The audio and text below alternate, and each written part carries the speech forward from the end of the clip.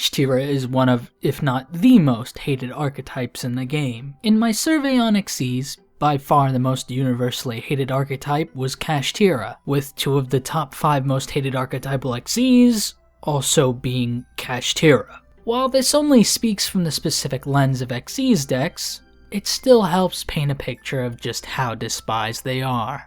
Regardless, you'll always have those that defend the deck, and while I won't go so far as to outright defend the design, I think it's worth looking under the hood and acknowledging the minutiae of good design principles buried underneath its revolting surface. But of course, before we look at the positives, we'll always have to start with the negatives, because if you don't, people are going to assume you're defending it anyways. A simple start is with the card Theosis. It's an archetypal e-tele. I wouldn't call this design inherently broken, but the archetype certainly has to maintain a balance around the fact that they can summon any guy from deck. It has decent design restrictions on paper, requiring you to target a cache you control firstly, then summoning a cache with a different attribute from it. It summons it in defense, so it can't be used for an offensive push. The card also locks you into Xyz for the rest of the turn. It's clearly designed to lean into the deck's Xyz summoning and lock accordingly, so they can't be used too generically. However, the lock is a rest of the turn clause, and not the whole turn. While that fact hasn't been too big of an issue as of yet, there's nothing saying it won't be in the future. But even if it never becomes an issue, cache with Theosis in mind means the archetype is likely to be a rank 7 engine splashed into any rank 7 strategy in the future. That in itself isn't a crime,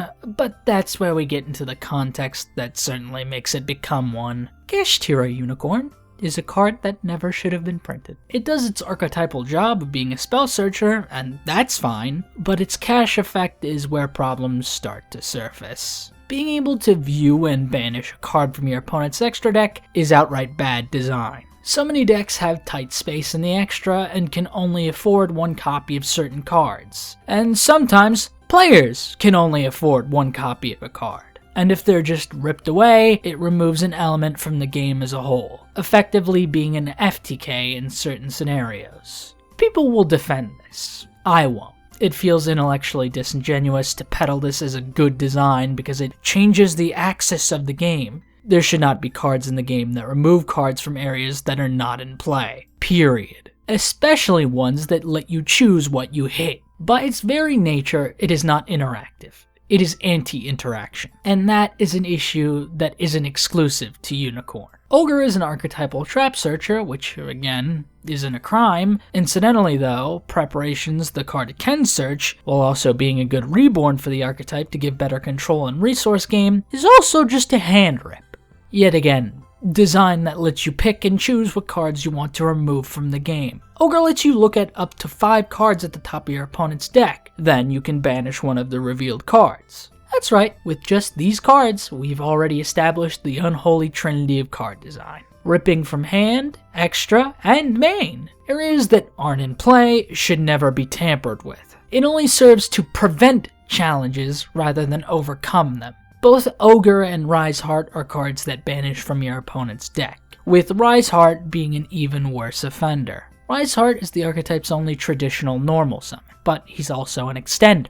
He can banish a cache card from deck to then banish 3 cards up the top of your opponent's deck to make him a level 7. Why is he designed like this? Why couldn't he have just banished a cache card from deck? It combos with Theosis, Big Bang, and Overlap. Why couldn't the design just prioritize synergy like that? Why did he also just have to rip 3 off the top? Well, you see, it's crucial that the archetype designed around enslavement isn't fun to play against. They take away all your rights because lore. Cool. This is a card game. Translate that to a game so a game can actually be played. You don't see people rolling up in hazmat suits playing Ojamas. Ojamas aren't literal rancid biohazards that kill anyone who comes into physical contact with them. It falls on creativity and care to actually translate the theming to something more engaging in gameplay. Speaking of Ojamas, for some reason they decided there needed to be zone locking in this archetype. Shangri-Ira is the only card that zone locks in the entire archetype,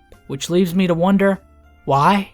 What purpose does this serve? What does this add to gameplay other than frustration? Is this just another pendulum hate crime? Ojama's entire theme is that they're a nuisance. That's why they zone lock and have cards that can clog your zones with tokens. But that's offset by the fact that they're incredibly weak and can't actually do anything. You have to string together dumb card combos or find another archetype that can stand being around them. This isn't design that should be applied to a modern archetype with more competent design. It feels like it's only here because they looked over a list of bad design principles in the game and failed to consider there's a reason they're not supposed to be designing cards this way. To make matters worse, they designed the zone locks to fade away when it's removed, something that would make sense as a weakness that provides a balance, but the thing has inherent protection, so you need a banish, send, or kaiju to out it. If it just so happens to lock a pen zone and you're playing a pen deck, you lose.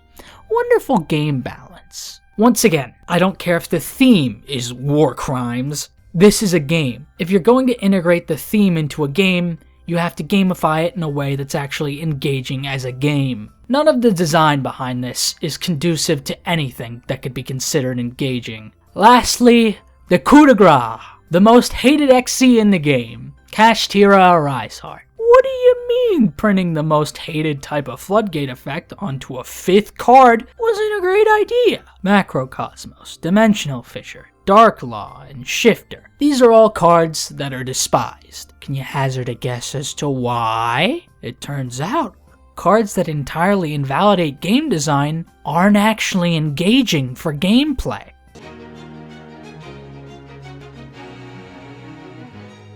You may notice there's a singular name I didn't mention among the archetype's original lineup. Fenrir is the only well-designed banish. Banishing a card on field. You know, a zone that's in play, where agency is actually involved to encourage thought-based decision-making, making Fenrir's effect something you actually have to think about when you want to fire it. The other idiots, you don't actually have to think about when you use their effects, because they'll always have the same effect on the game state regardless of when you use them. There's nothing dynamic to their design. You don't make decisions, and your opponent doesn't make concessions. They just take the loss, and you didn't have to really think about how you use the effect. While I mentioned how ripping cards from the deck isn't ideal game design, Kashtira's entire design isn't mill like Runic, so the odd hits to the deck aren't too egregious. But of course, it has the same logistical concerns as the extra deck rip, what with hitting cards that have high value at one copy. When you consider Ogre's way of ripping a card, it at least does introduce a unique dynamic to gameplay.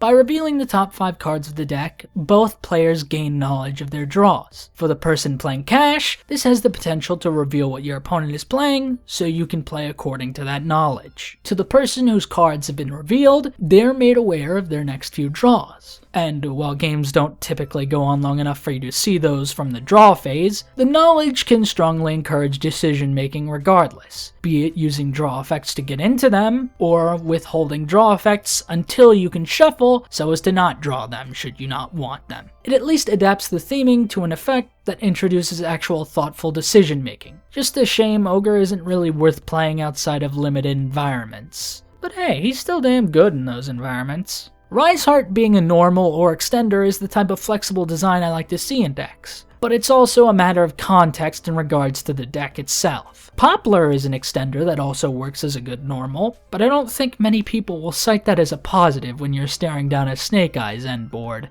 The trigger windows for cash cards are sweet on paper. I like that they're a response to an effect or whenever the cash monster attacks. That facet of their design gives more room for dynamic decision making and leaves room for the opponent to play around it. It's just a matter of Unicorn's horrendous effect that undermines that quirk. The philosophy is there, just not quite the design. Another design element that I appreciate is that they're all free summons on an empty board. You can't just dump all of them out for free. It's not Horus. Meaning you do have to think about how you sequence your summons. Theosis and Birth are the deck's ways of accessing more bodies, so there are clear windows to close off the archetype's ability to get out multiple bodies. Birth lets you normal level 7s without tribute, as well as recur cash monsters in grave or banishment, giving the deck its ability to get multiple bodies on field. It's crazy they just made a dueling skill into a card. It also banishes 3 cards from your opponent's grave. This is in response to your opponent's spell. with it needing to be exactly 3 to trigger, leaving room for nuance in its resolution. The card does do a lot for the archetype, which is fortunate when you consider it's one of the few cards in the archetype that interacts with a zone that's in play. Because of the design behind the continuous cards, Preparation's hand rip isn't as bad as I made it out to be earlier, only activating in response to another trap.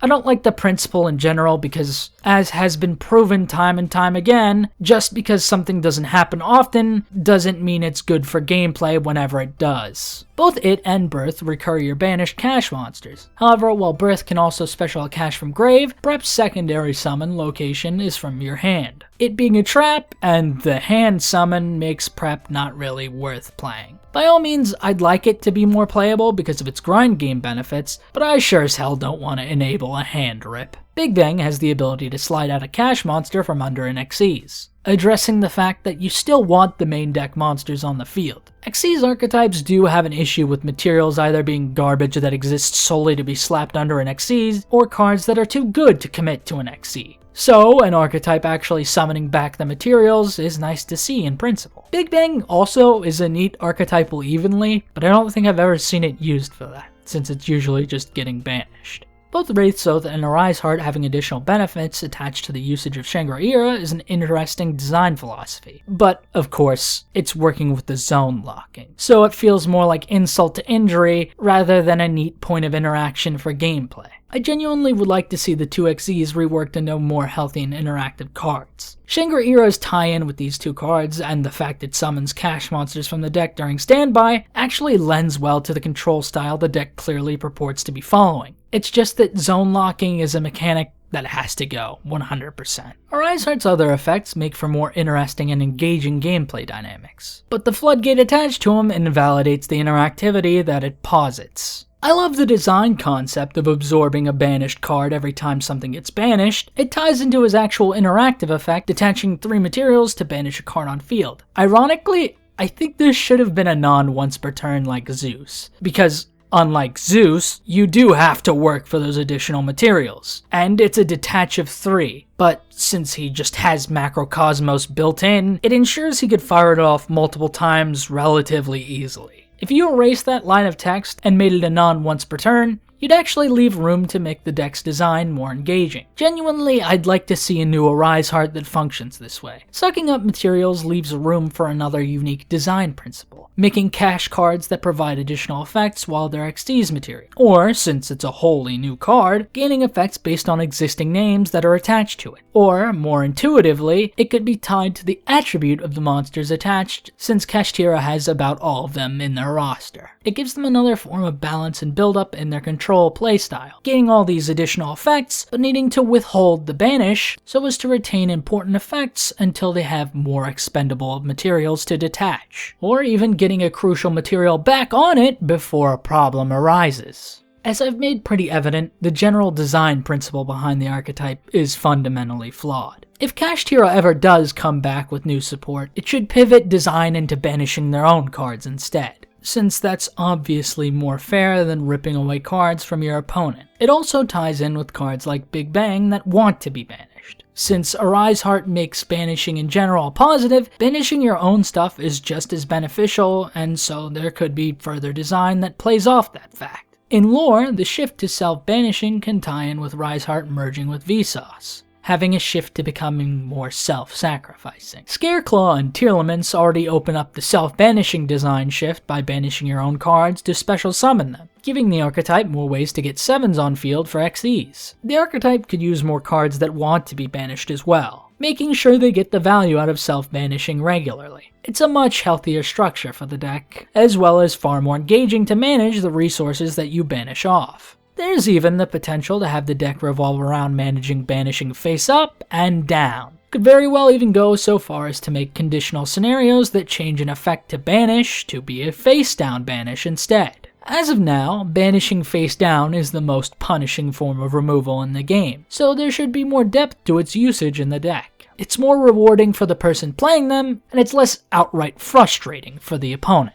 Kashtira Overlap is a card I initially overlooked entirely, and that's because I've straight up never seen the card played before. It has an abysmal activation effect, but a good effect if it's banished. If they could make the first effect more appealing, so as to prevent it from existing as a garnet, that'd be appreciated. Maybe some form of protection for your monsters with boosted attack stats. It synergizes with Wraith's Oath, so if there's an added element to attack boosting serving a control purpose, this card would at least be worth considering in that regard. The other issue, though, is that you're also going to want another card with the Vsauce counterpart stat line to make this live more often. The easiest design principle would just be to print a guy you can discard for an effect, providing some sort of value while also setting up a grave target for overlap. Alternatively, you could do something truly heinous and design support that somehow converts an opponent's monster to the proper stat line and use this as removal, as the card can do that. It's just not very likely you'll be seeing that stat line on an opponent's monster, unless you go back in time. I don't know how simple you'd want the stat manipulation to be, but I certainly think it's a good direction to follow for the card's usability. Could very well introduce a card that lets you banish a card with the stat line to bestow it onto another monster on field. But of course, you'd want that hypothetical card to do more than just that. It's all about making the card better without being too convoluted. Extra is a cool card, it's just not very good. If the archetype had support that leaned more into actually synergizing with Vsauce, that'd be interesting to see. I'd like to see more utilization of Vsauce for unique interactions with his associated archetypes in general, and Kashtira finding ways to utilize him in a way only the deck can would be nice to see. You can blow up an XZ with Vsauce to trigger extra, but that's the only existing synergy. Another approach to take is shifting to make your opponent banish for cost. Instead of cherry-picking key cards that potentially decide the game by being removed, making the opponent decide is far more balanced design. Agency goes a long way in making things more fair and engaging, focusing more on tolling control and less on pilfering. Hand and extra deck ripping doesn't become more fair, but it certainly becomes less frustrating when you at least get to choose. This especially is the case with a banish from the extra, as you're forced to decide on what you can afford to lose out on, rather than your opponent banishing a crucial one-of for the deck's game plan. I appreciate Kashtira bringing the rank 7 pool into prominence. I consider that a net positive. While it is a pool that has at least had a heyday, what with Dragon Rulers, Rank 4 has run XCs for far too long, and I'm more than happy to see other ranks get the chance to shine again. Now, it's unfortunate that there just so happened to be a Rank 7 that was also designed like Unicorn. While I can't fault Kashtira for Diablosis existing, I can't say it exactly looked good for them when they had 2 cards ripping from the extra deck. But Diablosis was a card that was always going to be a problem if any good Rank 7 archetype came along, so we can at least thank Kash for ripping the band-aid off. Overall, the archetype's theme of oppression should still translate to interactive gameplay. Kashtira's integration of its themes is just extremely uninspired, and rightfully led to it becoming one of the most universally hated archetypes in the game. While some of its unique control-oriented design manages to shine through, the predominant gameplay experience against them is one of pure frustration. I'm hoping this video was able to highlight what is truly the archetype's worth in design. Though I showed some restraint in admonishing the deck, I certainly won't give you the contrarian defense of its abhorrent design. No archetype is beyond salvation, not even Kashtira. Now if only Konami could just ban Shifter, then we'd be getting somewhere.